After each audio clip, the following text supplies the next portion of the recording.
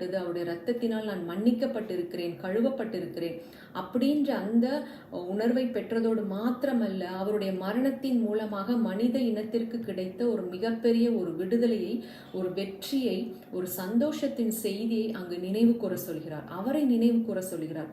அவர் மூலமாக எனக்கு கிடைத்த ஒரு வெற்றியை, ஒரு விடுதலையை, சமாதானத்தை, சந்தோஷத்தை, கிருபையை, அந்த அன்பை நான் தெரிவிக்கும் பொழுது ஒவ்வொரு மனிதனுடைய ஆத்துமாவும் அங்கு குணமாகிறது, குணப்படுகிறது.